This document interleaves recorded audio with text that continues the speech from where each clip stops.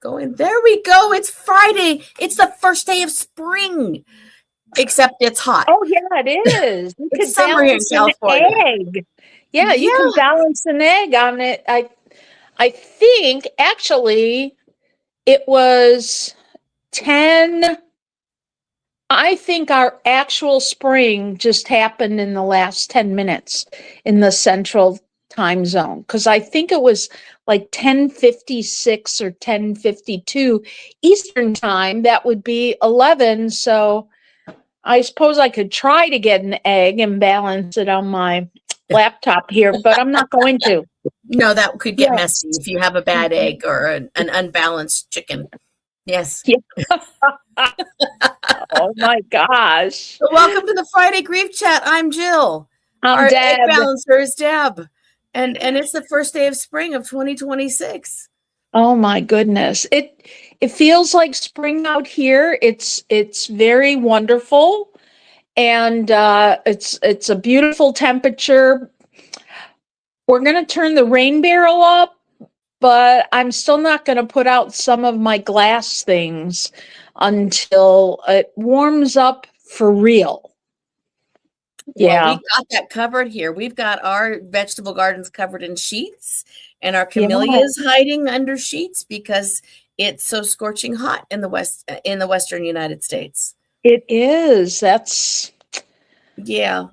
And we don't know how to do spring anymore, apparently. Well, that can be for many reasons, none of which are good. We'll be talking about other things today. But we have two monarch butterfly cocoons now in our garden. So we have all the little critters coming out. They knew it was time to come out early, and they did their thing early this year. It's pretty amazing. We're surrounded by monarchs. I wonder if you sort of like hear the crocuses croak and the magnolia trees come out, and then there's another winter and they're still hardy enough to bloom. Right. Well, we don't have enough winter anyway. So oh my God. says hi everyone. She has to leave early for a client. Yes, it is hot here. Pam, thank you for being here. I'm so glad that you are. Yeah, we're record highs here today. But we have a lot to talk about. First of all, from the bottom of my heart out to the social workers. Oh, goodbye, Deb. My heart goes out to the social workers of the Veterans Administration today. We lost one of our own. I'm not a VA employee, but I am a social worker. And one of our own was killed at his work site. And he leaves behind a very young family and a child on the way. And if you go to my Facebook page, you will find the link for that GoFundMe, because we shouldn't be losing social workers at the work site at the VA. That should never happen. It shouldn't happen for any work site, but he was there and his family described him as working in a calling. And that is how social workers, like nurses, like so many others, see their career choice. It is a calling. So it is. Go there, and then also out to all of the families of service members who are losing loved ones as we speak. Right. And loved ones who are in danger. Deb and I stand by you and wish we could do more to help, other than to say you don't deserve to lose your loved ones. We know that you chose that career, but we know you didn't choose it in order not to come home. Right. That was not part of your decision making in joining the military. Yeah. A friend of mine in Canada was thinking, should I do this? Or right now they sort of work at hospital security, and then they were thinking about joining the Canadian military. And I said, I know you didn't ask for my opinion, but hospital security, it just seems like, I want to say it's a safer job, but these days I can't, at least not for here in the US. No, maybe in Canada, but definitely not here in the US. Right. No. And but we also, And somebody I know who here in the US just put in 40 years at like hospital peace officer or hospital security. And I recounted a few things that I remember how he helped me 40 years ago in what when I was working at the hospital and stuff, which I can't believe was a long time ago. I can remember when Linda was working in the old ER long ago, and they first introduced security dogs, and we were all astounded. And now that's normal process. And I sure wish they'd had them at that VA outpatient clinic for mental health. Yes. That would have been helpful. So I know there's a couple other things on your heart, Jill. So why don't you? You have been taking care of your friend and loved one who has been experiencing a long-term and ultimately what will be a terminal illness. And we have a family member in North Carolina who is at home on hospice now. And we have a family member here who is not at all anywhere near that status, but like so many has experienced really chronic, hard illness that is not well understood. Mm-hmm. And it is the request was sort of can we just talk about all the losses that go along with having a chronic illness in the family and what it does as the circles get bigger, because it's the patient and it's their significant other if there is one, and then it's anyone else in the household, and then it's those that are close to them. And then it's also those who are not close to them, but want to be close to them and don't know where they fit and don't know how to fit and may not hear that fitting is not what they need to be doing right now, that the person who's in the bed needs to have the control over, right? It's all the things. It's complicated to be sick. It's very complicated. I'll relate a conversation I had with my other friend that, I went out to take care of her and set up stuff and we were taught, her husband died many moons ago, 10 years ago, maybe 15. And, there is a point. So I'm just going to relay this, that when her husband died, she wanted to die too. I mean, it was just too hard. And now it's 15 years later and she knows she is preparing end of life. And first thing she said about one of her friends who is also a paid caretaker, she's known this person forever, right? It's not just a paid caretaker being friends. I mean, they've been neighbors. And she said, she knows I'm not going to get better. So we just go, like, my friend had been losing weight and she said, we're just aiming, to gain a little weight, or we're just aiming for this, or we're just aiming for this quality. And I said, not in answer to that, but to something else, I said, I'm glad you're going to see your husband again because that's her belief system. And I said, and I'm sad. I said, I'll tell you, it really sucks that I have older friends and now they're dying. I really don't like this. And she said to me, oh, don't be sad, which, I love her so much. Of course, I'm going to be sad. And so I said, well, you're too late telling me. I'm already sad. Right. And to be able, someone who has a chronic illness, to be able to be that candid and then sort of humorous in my candidness, right? And she too, it's and to be part of their belief system.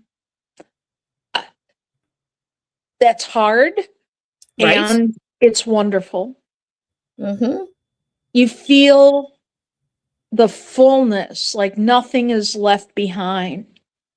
And I want to add one other thing that one of my grandkids has had since he's been 5. They found out a chronic illness that for every milestone of side effects that may be up and coming, they take a deep breath that that hasn't happened yet. Right. And you're grateful it hasn't happened yet. And a lot of focus had to be on this grandchild so that you knew the other grandchild may have been acting out because of all focus on the one grandchild. Right. And And that is that ever expanding impact of having an illness, because it continues to reach, and the attention has to be balanced. Right. And there are so many things that you're aiming for, and then you're also dealing with our medical system, which is not ideal. I remember President Obama talking about his late mom, having to deal with insurance company issues from her hospital bed while she was on hospice. And yesterday I was on the phone with medical issues and a social worker in North Carolina for a loved one who is on hospice. And 40 years later, we're still here. We're still doing this. And it's just outrageous to me. I know it is what it is, but it's outrageous to me that we can't fix this. You know, a friend and I had coffee this morning, and we were talking about medical issues and what especially the last 4 weeks, I have learned that there are people that are not pets or aliens, people who are very medically naive. And it doesn't matter if you have a lot of money or a little money. And being medically naive, saying, this is how people get mad because the system, 2 reasons. One, like, they're just finding out that the system works this way, and that's why there's people who want to change it. And then they're mad when things don't go their way. And you've been part of the problem. You don't realize that you continue to support a system that you're angry at. So that's one thing. But also within, I had to ask myself this question, Jill. Are people medically ignorant, or are they in denial? Or is it a combination? And that goes with all of it. When you're dealing, I do grief clients all day long. I work with them, and one of the things we have to talk about, if they've lost a spouse or they are single and they have lost their adult child, okay, so now who's going to be making decisions for you? And they don't want to talk about making their own funeral arrangements and making the changes to who's determining things. And yet they've just come through this loss, so they know loss is real. But it's just too scary to think about, this could be me next. The reality, and that's where I talk about, it's everybody's got to do that. When someone's buying a house, I say, have you bought a new life insurance policy to cover the cost of the mortgage? Right? Death happens, and we need to talk about it. And when someone's dealing with illness, we need to unfortunately, find the time and the energy to be advocates too, because Mhm. there's so much that goes on in medical care that says this must be your fault. We can't find a reason for pain, so maybe it's you're imagining it. Maybe you have a low pain threshold. That's not even real. Pain is what the patient is experiencing it. If you are Right. experiencing pain, then the pain is real, and that is what needs to be treated, right? Mhm. If you are having some symptom and they can't find a medical reason for it, that doesn't mean it's not really there. It Mhm. means someone hasn't found where it's coming from, and that's something that lots of people with autoimmune illnesses experience. I have a It's cousin like that. people They with have different not kinds of found cancer what. who say, I Yeah. have this lump, I have this symptom, and no, you're too young, you don't have a family history, you don't have the genetics. It came from somewhere. It's the genetics in other families started with patient one. And so you might be that one. And you have to find the energy when you're not feeling good or you are in racking pain to say, I need you to hear me. And the family members need to find it in them to see their loved one in pain, to also advocate for them, but to not step on the toes of their loved one who is trying to advocate for themselves. Mhm. It's a lot of balancing. You know, another friend of mine who had had a stroke, and a pretty significant one, and then on the outside looks recovered.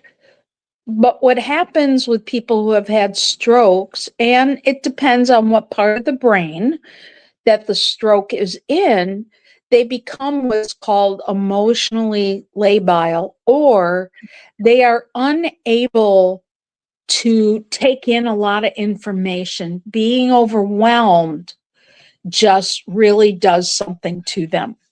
Mhm. And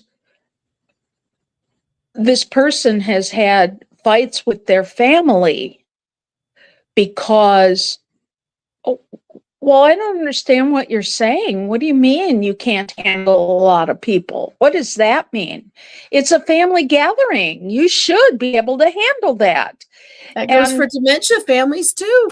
oh my gosh. Dementia And patients can't tolerate a lot of activity around them when they reach a certain point in the dementia process. that's right. That's right. And to be able to uh, have that, you might be saying it very clearly, but it is not received by the others very clearly. They're still incredulous because one thing doesn't match the other. Like you're outside, I don't understand. You look fine. You Right. talk fine. What do you mean? And it's very difficult with chronic diseases that people do not realize, just like in grief, how much energy it takes inside of a person that is grieving to put forth what looks normal for that person. To come up That, to a regular level of energy and thought process and functioning when they're still struggling at this level. you know, I said very clearly, and you know this, that 3 years ago when I was grieving family issues, I well 5 years ago, and then 4 years ago, and then 3 years ago, for every client that I put forth energy, I had to sleep an hour and a half. Like and that's a pretty normal amount when you're doing it. So I had to adjust, and other people would say, well, isn't that ironic that the grief, they call me a counselor, I'm not a counselor, but the grief coach is grieving? Isn't that sort of ironic? Yes, and it's tiring. But And if I it's don't, real. and it's real, but if I didn't involve myself in some of those things, I would be totally lost. And you'd be unable to assist somebody, Yes. And right? so I'm very good for that hour and a half. Mm-hmm. And then boom. Over, I right? had a nap. I plan my clients that way. Mm-hmm. Yeah. Absolutely. When it's a stressful week, I try to, and I know it's going to be a stressful week, I do try to space things out a little better so that I can find that energy to That's do what right. needs to be done. And I'm going to go to bed early tonight after being up with Mr. Zorro all night. Yes. So that will Yes. be an additional piece. So, And yeah, so it it's is, not just people. When no, your pets are going through some sort of trauma, whatever it is, whether it's, I'm not making this up, whether they, if you have a cat and they had a real hard time at the vet, that's trauma to your cat. And then your cat acts weird in the house for a while, either super clinging or if you come by me, I'm going to bite you. And that's a cat. And dogs. And Zorro just had all his teeth out. That's trauma. that was total trauma for him and sidebar trauma for me as well and for Stacy as well. And so Mhm. he's going to need to be held all day and all night again. And That's I right. would want that too if someone had just done that to me. It's a living creature. But it goes back to when we have anyone who's got a chronic anything, they Mhm. need extra care, extra energy. And Zorro's also making his needs known to make it Mhm. simplified. No, don't touch me right now. Let me just sleep. Or I need some attention and then I need to sleep. When someone is chronically ill or terminally ill, they get to decide or should be able to decide. But if someone's in a hospital, they don't have a lot of control. And so we need to find ways to give them as much control as possible. One of the things I did with my friend that was in the hospital is these very simple things. When one of the things I said is, because he said, "Can you call the nurse?" And I said, "How about you push that button?" And just a simple thing took a lot out. And we realized two things. That one, his button wasn't working because he said it didn't work before. And of Oh, course, Daryl always taught me, no matter what somebody says, test it out anyway. That's Daryl, right. right? And sometimes technology doesn't work. And it didn't, and it Right. wasn't connected. And that's why he was having some hard time. But I encouraged him to even push a button. That's number Mhm. one. The second thing is I didn't harp on the future. And I did this for me as well as for him. And I said, because he was thanking us and all this stuff, and I said, if you know the person really well, you can pay us back by taking us to a Greek restaurant sometime in the future, not next week, like pushing that person, but to actually, to make them, oh, what's the word? It's To empowering and forward looking. It is, and you want to put something forward, Mm-hmm. especially when a person is feeling hopeless or their hope has been fractured. Yes. Yeah. And How do we you have a lot of messages right now coming out at us that if people are ill, it's somehow their responsibility. It's their fault, which then leads into the thought process, well, then I shouldn't be asking for help. I shouldn't be needing these things. We're getting messages that certain kinds of meds are not acceptable, that if you need them, you are not trying hard enough, which is such a stupid term. That all of that stuff. And the reality is if you need something when you're sick, you should be able to ask for it. And it doesn't matter where the illness came from. It matters that the illness is here. And as an example, completely unrelated to anyone we're talking about, when someone has lung cancer, what's the first thing everybody thinks? Did they smoke cigarettes? Right. How long did you smoke? Folks, the majority of people with lung cancer never smoked. They were exposed to toxins. They have genetics. We had lung cancer before there was nicotine. Do you know my mom died of lung cancer? However, a lot of people also said, well, she stopped smoking years ago. Guess what? It wasn't a smoking cancer. It was genetics. And that's where her cancer settled. Isn't that interesting? Linda died of pulmonary fibrosis, or the anniversary is coming up in April. And so when we were out and about and she was toward the end of life, she was in a wheelchair. She was very puffy because her heart was failing. And she was on oxygen, lots and lots of oxygen. And I can't tell you how many snide remarks we heard. We'd go out to the mall. I'd push her around just to get her out. And there would be, oh, look what happens when you smoke. Linda never smoked. And Linda didn't have lung cancer. Linda had pulmonary fibrosis. And it was caused by chemotherapy.